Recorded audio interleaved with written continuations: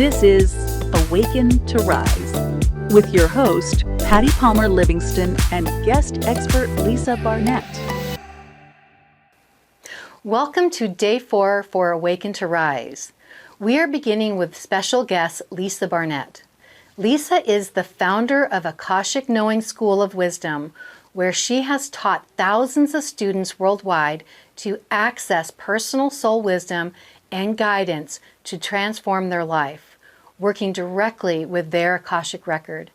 She also is the international best-selling author of Your Soul Has a Plan, Awaken to Your Life Purpose through Your Akashic Record, The Infinite Wisdom of Akashic Records, and From Questioning to Knowing, 73 Prayers to Transform Your Life.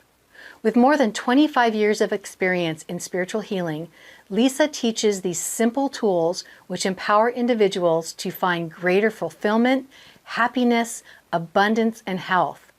Lisa helps you align with your soul path, understand your soul contracts, and complete your karma and vows. Hi, everyone, and welcome to Awaken to Rise, where we are teaching you how to reawaken and reconnect to your ancient feminine wisdom. I am so excited to be with Lisa Barnett today as we talk about that your soul has a plan. It's written in your Akashic record. Welcome, Lisa, and thank you so much for joining us today. Oh, thank you, Patti. I'm so excited to be here with you. Yes. So do you want to begin and tell us a little bit about exactly what an Akashic record is? Absolutely. And I have to say that so many of my students actually ask that question, like, what are the Akashic records? I feel the energy, but what the heck, right? So here is my definition. The Akashic record is the recording of your soul's journey through all time-space continuum. So I like to picture it as a library. And if you can imagine that you are a very, very ancient soul, so ancient that you have filled your own personal library with thousands and thousands of volumes all about you. And not only do you have your own library, but you have your own librarians, who I often refer to as the Akashic record keepers, occasionally the Akashic masters. They are the librarians of your Akashic record. So everyone has one. Planets have them. Sometimes crystals have them. Sometimes our pets have them. And another interesting piece is that if you are a light worker with a business, or even if you're a business person just dipping your toe in, your business has its own Akashic record. And so we can literally connect to the soul of your business to guide how you grow your business. So it is phenomenal information. Of course, I love to talk about it, but I love to teach about it, right? Because it is such a phenomenal time in history right now where people are starting to awaken and they want more information. So, of course, I do online Akashic Record workshops to teach you how to access your own soul guidance, because the record keepers say it is your birthright. Yes. Well, let me ask you a question. You'd mentioned that your soul has a plan. And so why do you write one? Oh, wow. We are really, as souls, we are very driven, just like many of you as people are driven, right? When we, again, if you have a business or have ever been really involved in one, you write a business plan. So as a big soul, we look at the opportunity to come to Earth as a huge gift. Now, I know that many people don't really feel that way about life on Earth, right? And we can talk a lot more about that. But we want to do a lot of things while we're here. So we write a plan, which includes soul contracts. That means you wrote soul contracts with people that you want to support. And of course, it's always a give and take, even if it doesn't totally show up that way. They want to support you back, so you have that contract with them. Many times they're family members. Hopefully they're your significant partners and your best friends, right? That support contract. We also want to share our wisdom because, again, you have had hundreds and hundreds of lives here on earth and thousands and thousands and thousands of lives in other dimensions. So you have a lot of gifts and talents you want to share with the world. So we plan out the people we want to hang with. We plan out the gifts and talents we want to share. We plan out the learning and the soul growth we're looking for. Mm-hmm. And we often think about that as a karmic pattern, so right? I'm sorry, go ahead. Yeah, no, so we can go. When you said the growth, now, is it possible sometimes when you meet, just have one relationship to just learn one thing? Yes, absolutely. So, it's interesting because I do a lot of Akashic readings. So I'll go through periods where almost every client comes to me and says, is my marriage over yet? Is this contract done yet? And sometimes they've been married for 30 years. But what the record keepers say is that we often write shorter lived contracts to learn and grow, right? To finish off a karmic pattern. Or sometimes it's even, it may be that short-lived marriage. Like I'll give you an example of one of my clients who came to me and had only been married 2 years. And she came and she said, oh my gosh, I feel like that passionate love is gone. It's done. We have different purposes. And the record keeper said, there was a karmic pattern that the two of you had together and you have learned that lesson. And so it's done. I'm done. Right. And so she had learned that it wasn't her job to support him, to save him, to, be his life, right? And they had in many other past lives, they had very intense codependent relationships. And in this life, she wanted to release the codependency. Mm-hmm. She wanted to be in a loving, supportive relationship where they could do different things and enjoy time together and time apart.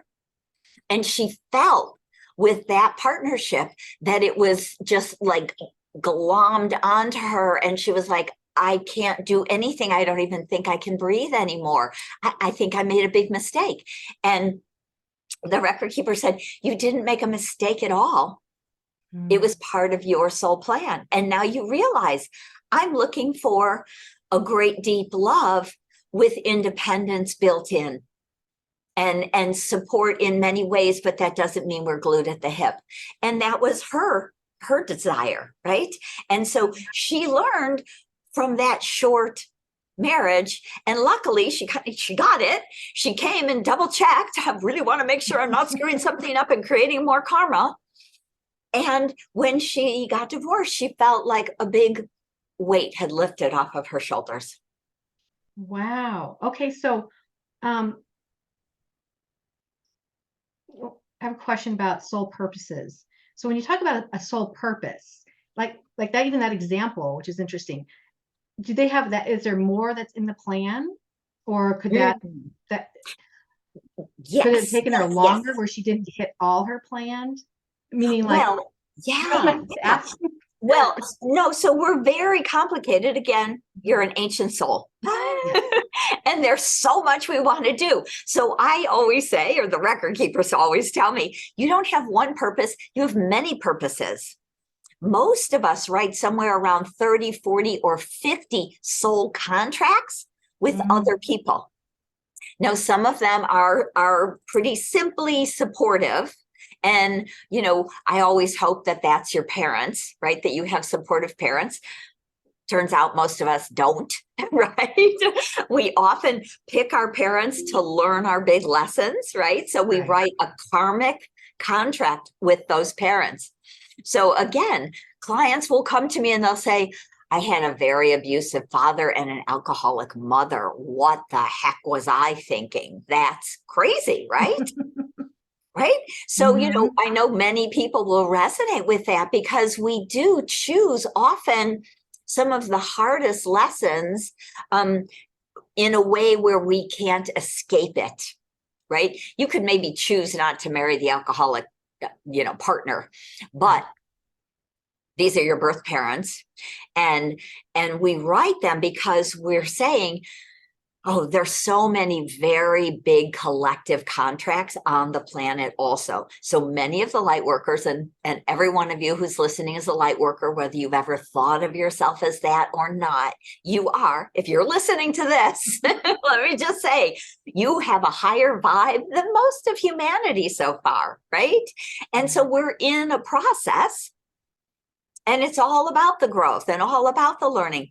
So most of us say, I want to finish these old karmic patterns that I have been stuck in for hundreds of lifetimes.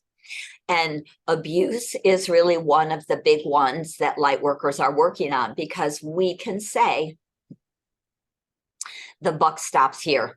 Right. I'm going to be born into an abusive family, and I will not pass that down the ancestral lineage, because we've realize that much of the abuse, whether it's mental, emotional, physical, or sexual, has passed down from parent to child, and that adult child to their child, and on through families.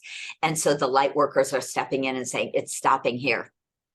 I will forgive that parent. I will understand that they are a bright light soul also doing their side of the soul work. So I can forgive them and go on with my life, and I will not carry that down. I will not pass that energy on to my children or to, my family. Right.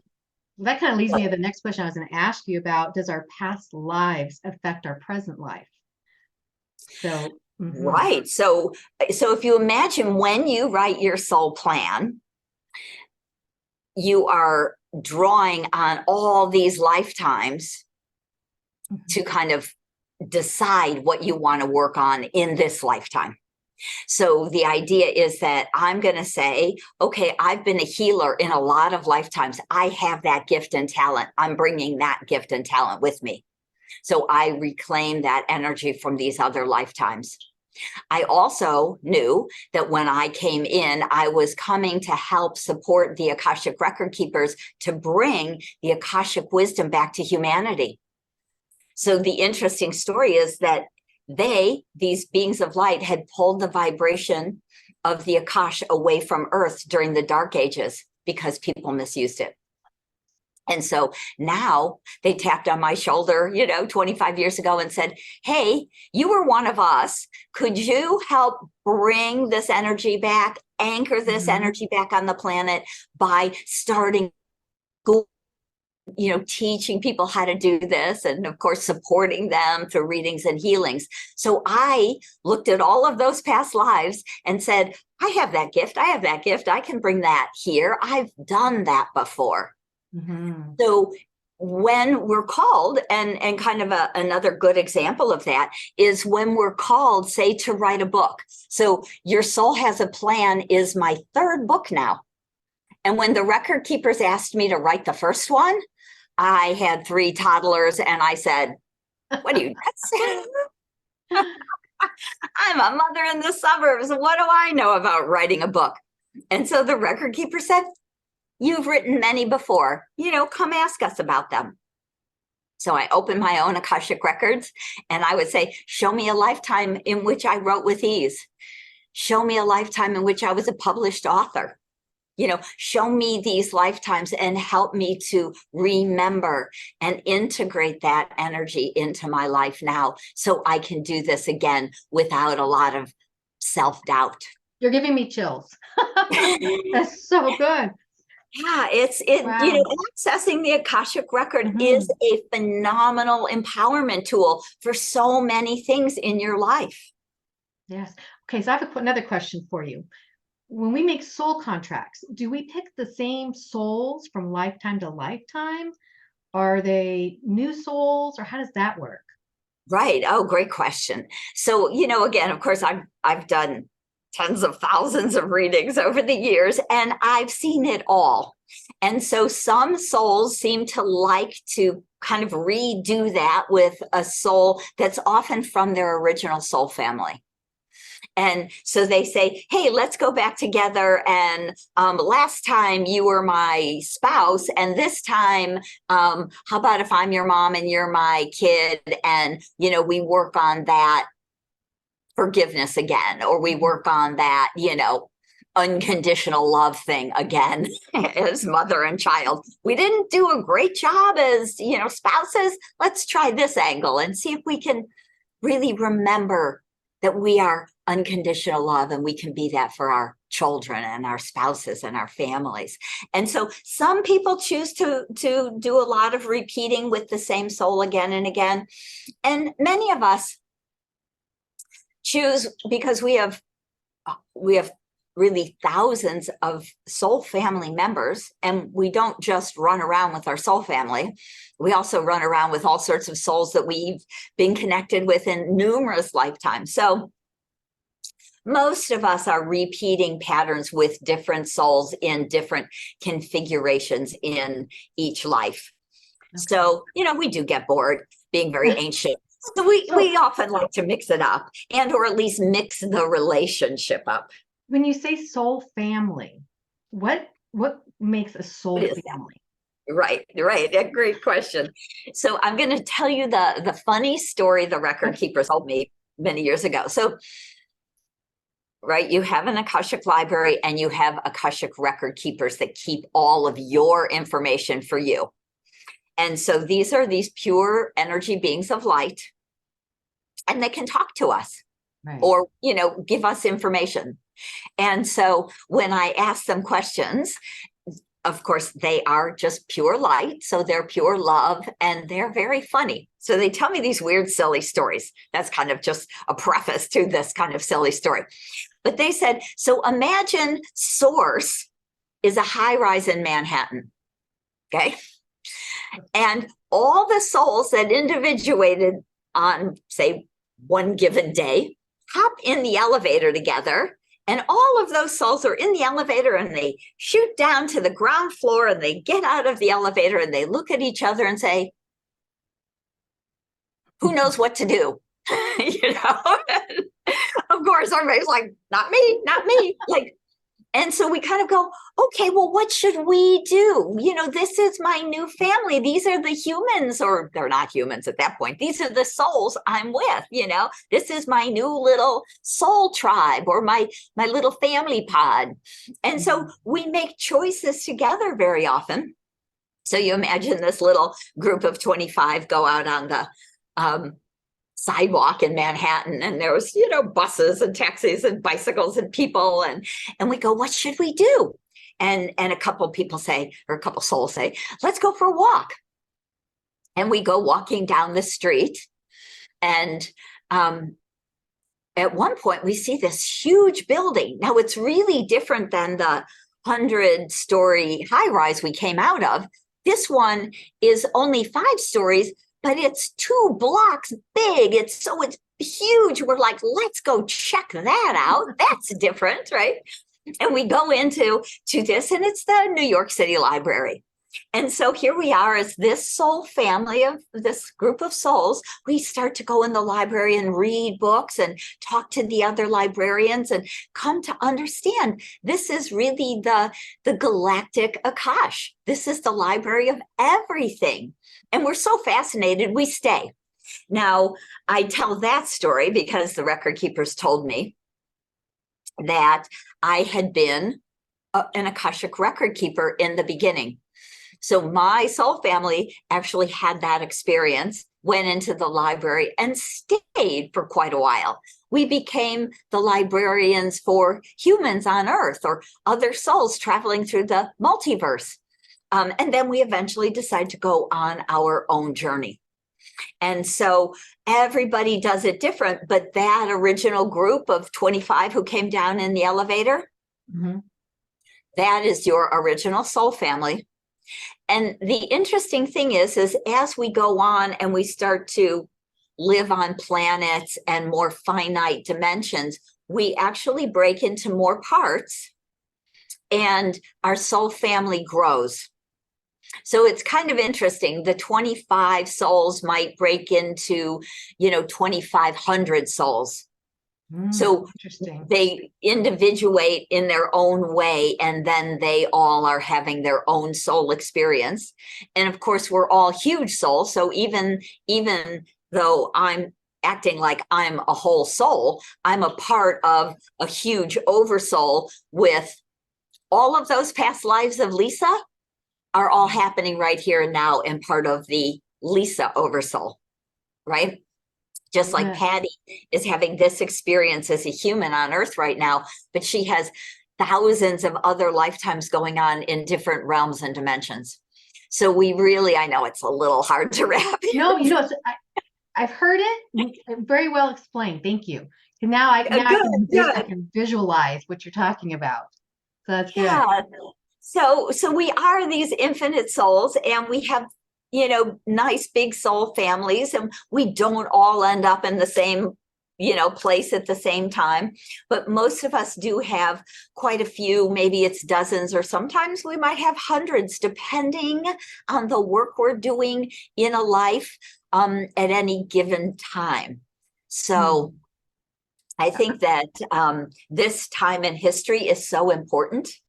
Yeah. That we are, so many of us and so many aspects of us are showing up here to help make this ascension, right?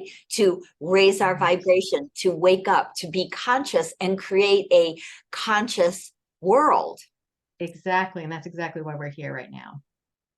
Completely agree. I do have one other question. I've had it happen to me where I met somebody and I felt like I've met them before. Now that possibly could be part of that soul family, even though our lives really aren't crossing over or anything, but that recognition, is that what that is? Because we both see it, but we can't figure out whether we've ever met each other before.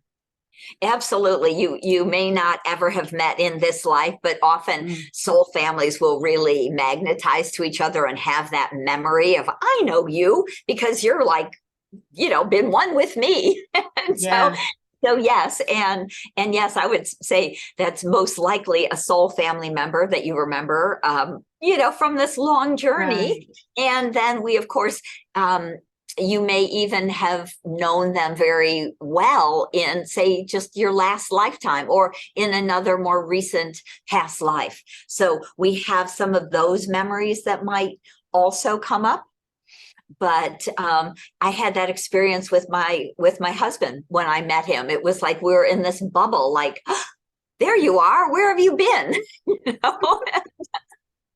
And now 32 years later, I realized we were brother and sister in our last lifetime. And, so we're very complicated, and we do all of these things in so many kind of versions and ways. So fascinating. I love it. So is there anything else today that I didn't cover that you'd like to cover or share? Oh my, well, we did cover a lot. Yes. I love it. So, like I say, my book, Your Soul Has a Plan, really is a great place to start with, understanding more about your Akashic record, the plan you wrote, why you came here, why you chose the families, the challenges, the old karmic patterns, because what the record keepers always like us to realize is that we are not victims of our life. We are wise souls who said, I want this experience so that I can take the learning and teach that learning to others. And so all those juicy nuggets that you get from your soul growth, from learning, from overcoming a hardship or a challenge, is really because we want to share that wisdom. And some of us write books or do podcasts, and some of us just share it with our best friend or our child or our spouse, or right. or sometimes create a business with it. So that's a great place to start. Your soul has a plan. And of course, I do love to teach awakening people how to access their own Akashic records. And so that information's all available on my website at AkashicKnowing.com. Well, good. Now, did you have a gift that you were going to share today? Yes, I guess always love. Go ahead and tell us a little bit about that. Yes. So it's a guided visualization that takes you on a lovely journey into your Akashic records. And you go into this beautiful library. You get to speak with your Akashic record keepers. We bathe in the river of forgiveness in the Akashic garden and reclaim 3 gifts when we come back into the Akashic library. And so it's a beautiful, 15-minute meditation just to have that experience. Energetically, we can reclaim some of the gifts and talents and reawaken them in our body and energy field, and just receive some love, some pure, unconditional love from source. And so it's a perfect guided visualization to get you started on your Akashic journey. Perfect. And that link will be provided below this interview here. Well, thank you so much today for joining us again. It's been wonderful. Very fascinating with all this information. So thank you so much. It was such a pleasure meeting you. Thank you, Patti. I really enjoyed talking with you and so excited to share this wisdom with your listeners. So thank you for having me on. Thank you. Thank you.